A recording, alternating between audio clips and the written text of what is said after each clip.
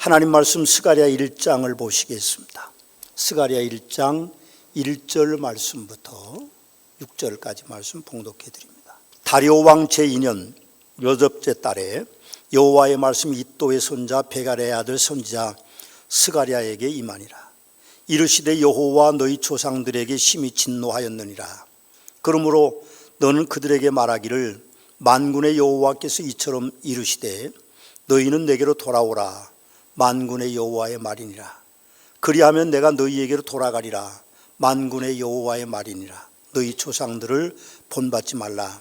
옛적 선지자들이 그들에게 외쳐 이르되 만군의 여호와께서 이같이 말씀하시기를 너희가 악한 길 악한 행위를 떠나서 돌아오라 하셨다 하나 그들이 듣지 아니하고 내게 귀를 기울이지 아니하였느니라. 여호와의 말이니라. 너희 조상들이 어디 있느냐? 또 선지자들이 영원히 살겠느냐? 6절 같이 한번 봉독하시겠습니다. 내가 나의 종 선지자들에게 명령한 내 말과 내 법도들이 어찌 너희 조상들에게 임하지 아니하겠느냐?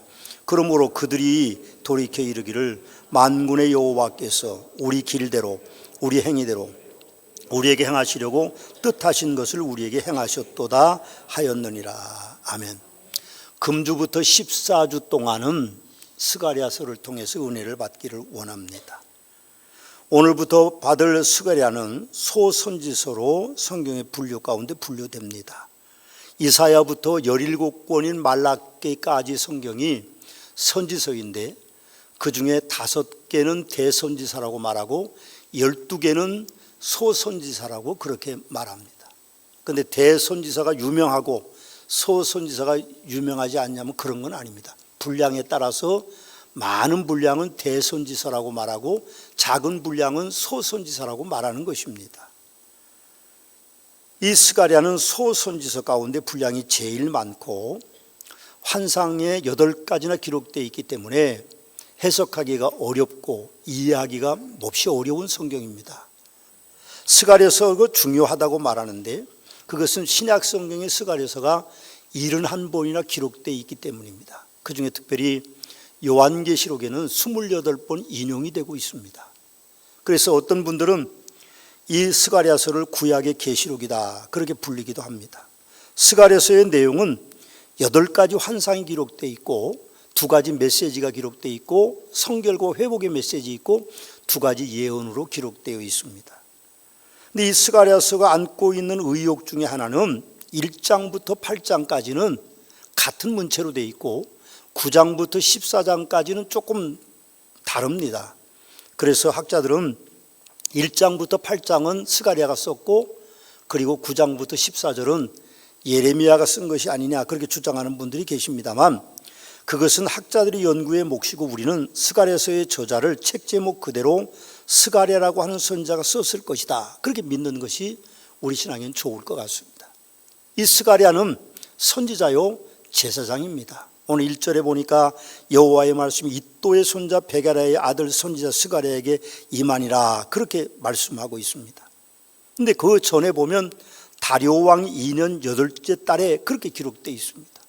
여러분 학계 선지서를 우리가 공부할 때도 말씀을 봤습니다만 다리오 왕 제2년 6째 달에 예언을 시작했어요. 그러니까 2달 후에 스가랴 선지자가 활동하기 시작했죠. 말라기 선지자도 같은 주전 520년경에 활동하던 선지자입니다. 그리고 이 세 분은 바벨론 포로에서 돌아와서 성전 건축을 멈추어 있을 때 바벨론 포로에서 돌아올 때가 537년이니까 그 성전 건축이 약 17년 동안 멈춰져 있었습니다.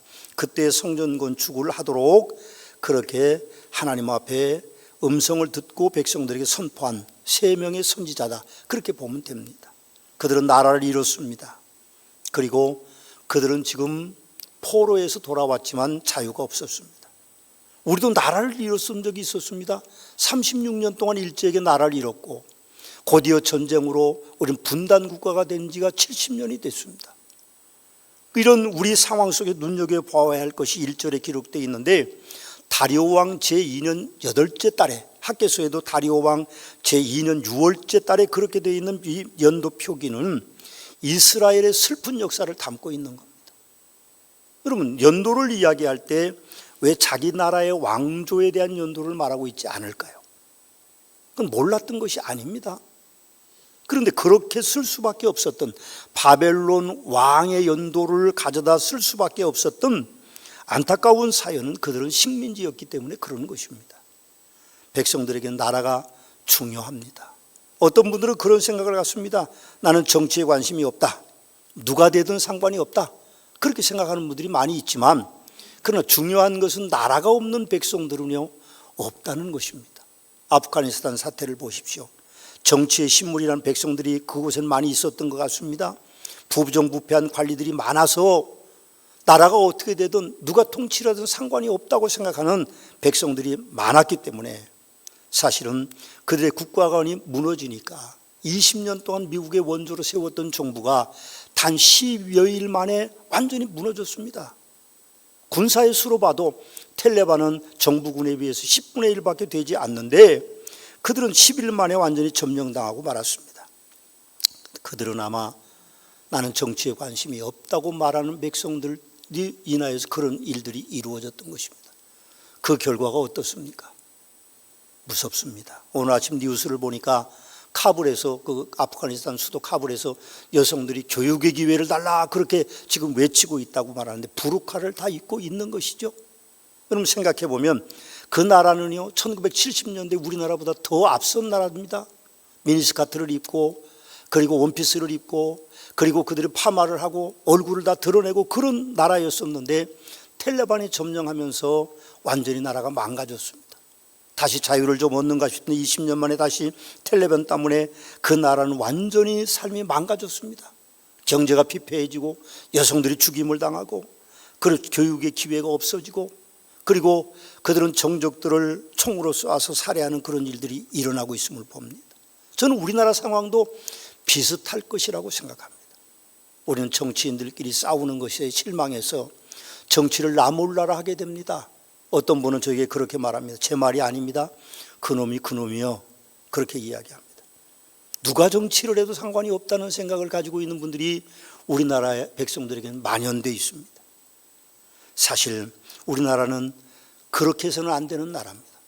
휴전선 너머는 북한이 주적이 있고요, 그 너머에는 또 두 나라의 강대국들이 우리를 노리고 있고 바다 건너는 가깝고도 먼 나라의 주적이 우리를 둘러싸여 있습니다.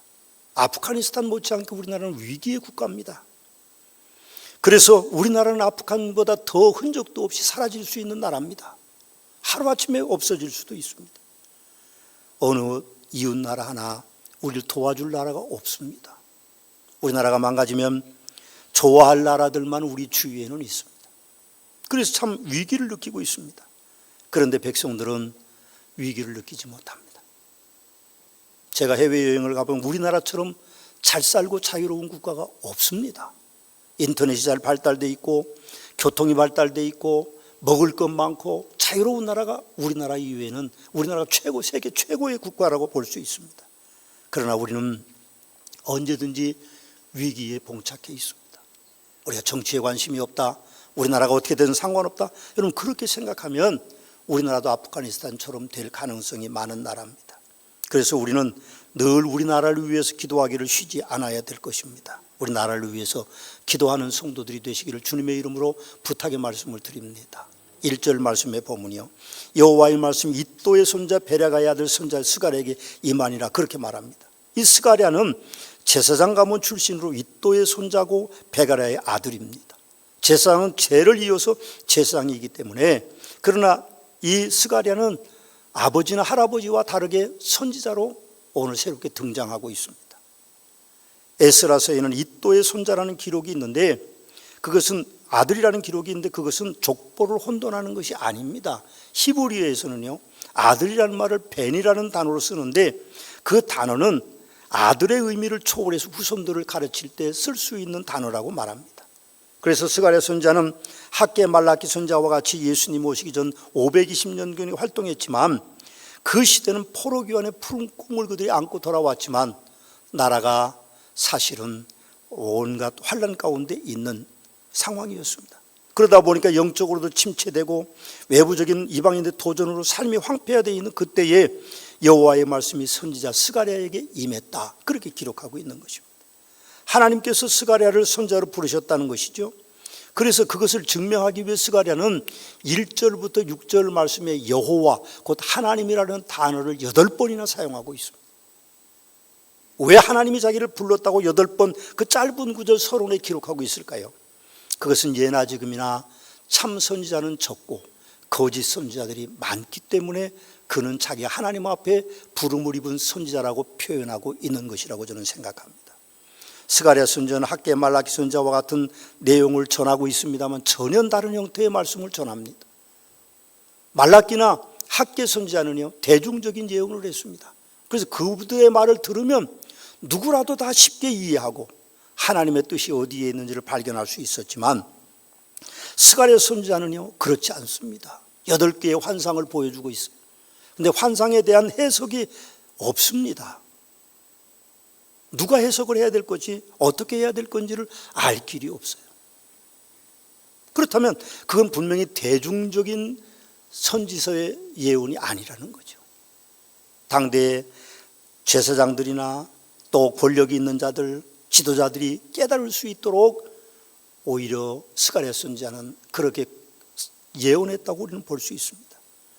이 스가랴서는 신비하고도 독특한 환상을 통해서 선민의 역사, 종말론적인 영광 그리고 교리적인 부분들을 연속적으로 묘사하고 있습니다. 그래서 사람들은 이것을 묵시문학적인 예언서라고 그렇게 표현하기도 합니다. 또 스가랴에게 임한 말씀은 하나님의 백성들이 회개하고 돌아오도록 하는 것이었습니다. 여호와가 너희 조상들에게 심히 진노했다, 그렇게 2절에 말씀하고 있습니다. 왜 하나님이 진노해서 그들이 어려움을 겪고 나라를 이뤘습니까? 그런데 사람들은 지금도 조상들을 닮아가려고 그러고, 그리고 어떤 분들은 또 조상 탓을 하고 그렇게 합니다. 다른 각도에서 얻은 교훈을 보면 그것은 과거에 머물지 말라는 것이고 과거에 지향적이지 말아야 된다는 것을 말씀하고 있습니다. 4절 말씀을 보십시오.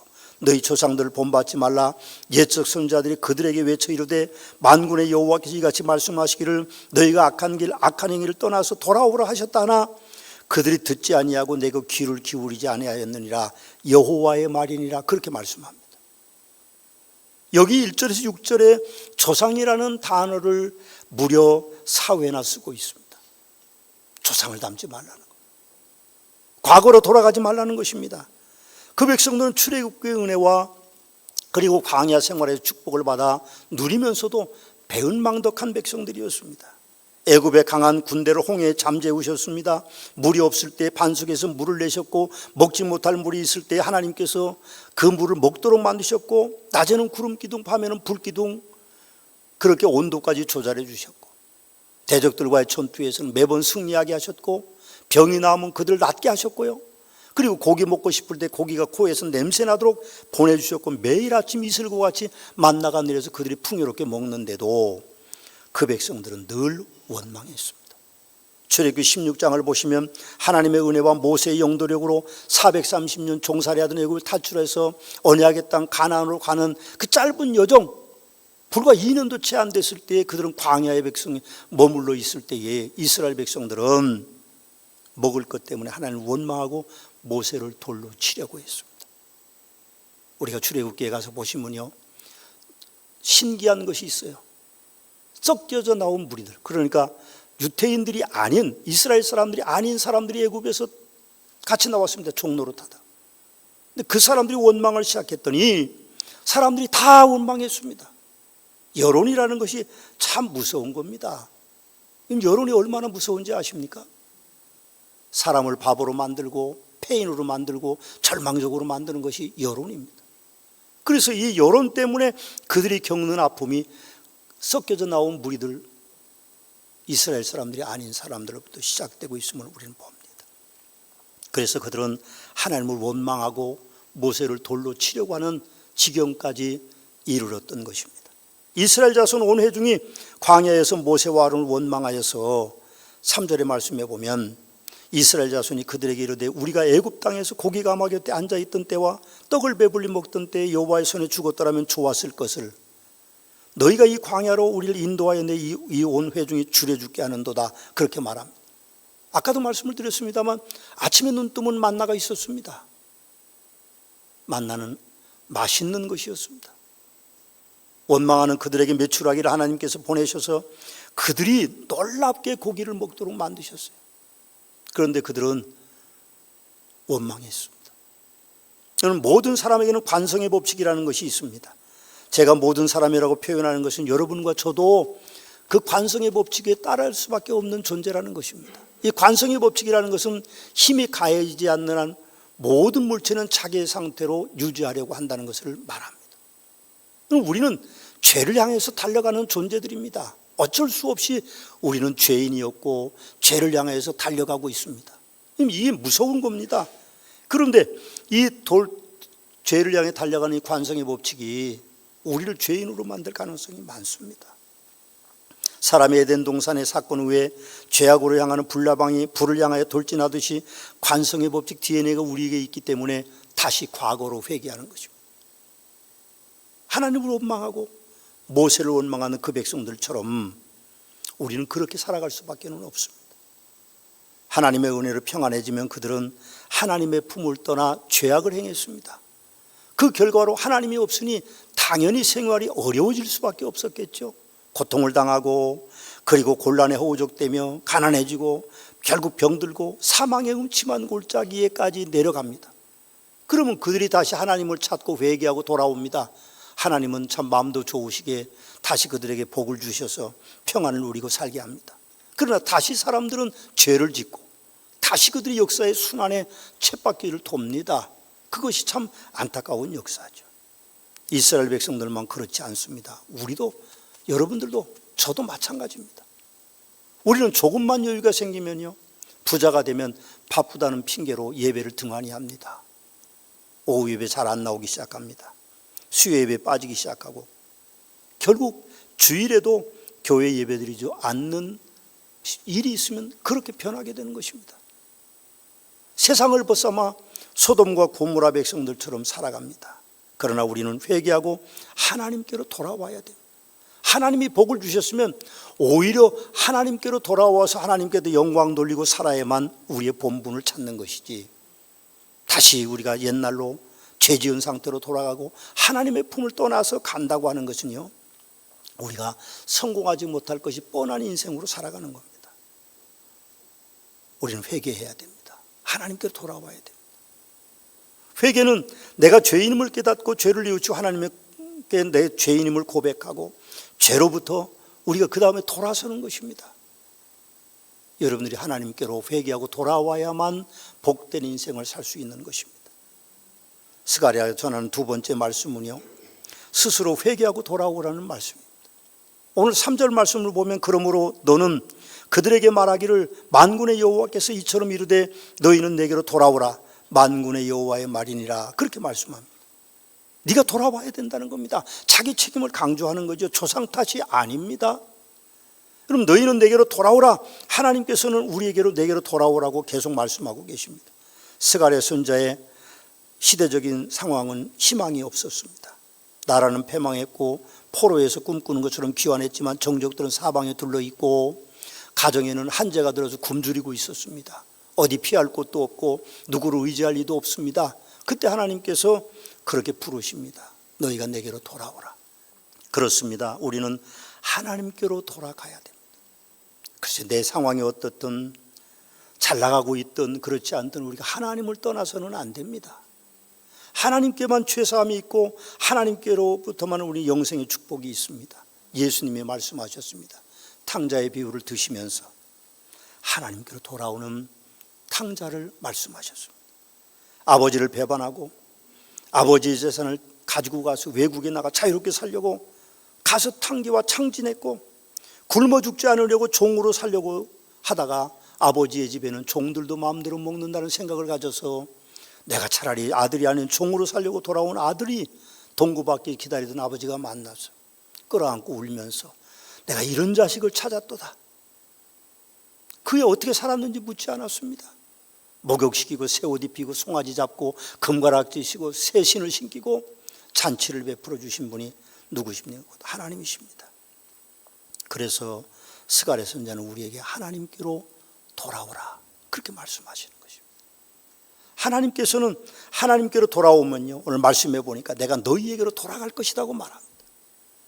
하나님께서 우리에게 돌아오셔서 우리를 덮으신다면 우리가 어떤 존재가 됩니까?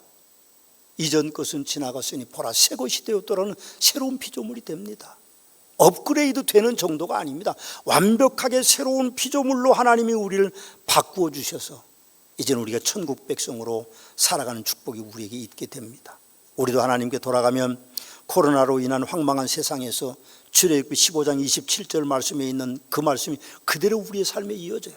거기 보니까 그들이 엘림에 이르니 거기에 물샘 열둘과 종려나무 그루 70그루가 있는지라 거기서 그들이 그 물 곁에 장막을 치니라 그렇게 말합니다. 평안한 삶이 이어졌다는 것이죠. 축복된 삶이 이어졌다는 것입니다. 3절에 보니까 너희는 내게로 돌아오래 그리하면 내가 너희에게로 돌아가리라 하시는 말씀은 바로 그런 상황을 말합니다. 우리가 하나님께로 돌아가면 하나님이 우리에게 놀라운 축복을 주십니다. 하나님의 사랑, 그것은 우리가 이루 말할 수 없습니다. 독생자 예수까지 주신 그 하나님, 그분이 우리를 돌아오라고 하시고 그분이 우리에게 독생자 예수 그리스도보다 더 온전한 축복이 없음을 알고 그분을 믿게 하신 것이 하나님의 놀라운 축복입니다. 또 스가랴는 오늘 세 번째 우리에게 말씀하시는데 너희가 후회 없는 인생을 살아야 된다고 말합니다. 오늘 6절 말씀을 보면 그렇게 되어 있습니다.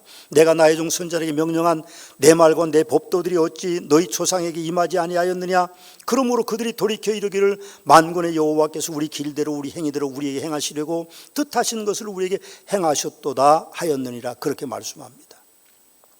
이스라엘 조상들은 때늦은 후회를 하고 있습니다. 후회하고 있는 거예요. 하나님 앞에 채찍맞고 하나님 앞에 징계받고 어려우니까 그들이 후회하고 있습니다. 가나안 땅에 들어오지 못하고 광야에서 그들은 두 사람만 빼놓고는 다 죽었습니다. 우리도 다른 나라처럼 왕을 달라고 해서 왕정 국가를 세웠지만 왕이 그들을 학대하고 결국 나라를 이뤘습니다. 나라가 망했습니다. 그렇습니다. 하나님의 말씀은요 1.1핵도 변함이 없는 것입니다. 말씀대로 사는 자에게는 분명하게 복이 있습니다. 좋은 가정에서 태어나지 못했어도, 좋은 공부를 못했어도, 좋은 직장 못 다녔어도, 돈 많이 못 벌었어도, 좋은 배우자 못 만났어도 그냥 그렇게 믿음 가지고 살았는데 세월이 가서 보면요 하나님의 말씀대로 사는 자에게는 복이 있습니다. 좋은 부모 만났고, 좋은 공부 많이 했고, 좋은 직장 다녀 돈 많이 버는 것 같고, 좋은 배우자 만난 것 같아도 예수 믿지 않는 사람들의 삶은요 환난의 삶입니다. 곤고함의 삶입니다. 우리는 하나님의 놀라운 축복이 우리에게 있음을 기억해야 됩니다. 하나님은 우리에게 말씀하십니다. 스가랴 선지자를 통하여 또 저를 통하여 여러분들이 지금 말씀합니다. 내게로 돌아오라. 내가 너희에게 갈 것이라고 말씀합니다. 그런데 문제는 우리가 들을 귀가 있느냐는 겁니다. 요한계시록 1, 2장 3절까지 보면 7개 교회에 말씀하시면서 귀 있는 자는 들을지어다. 성령이 교회들에게 하시는 말씀을 들을지어다 말합니다. 귀 없는 사람이 누가 있습니까? 귀는 다 있지만 하나님의 말씀을 하나님의 말씀으로 듣는 자에게는 성령이 교회들에게 하시는 말씀을 듣게 해주신다고 말씀하고 있습니다. 오늘 하나님께로 돌아오라는 스가랴 선지자를 귀 있는 자가 되고 들으셔서 하나님께로 돌아가는 복된 성도들이 되시기를 주님의 이름으로 축원합니다.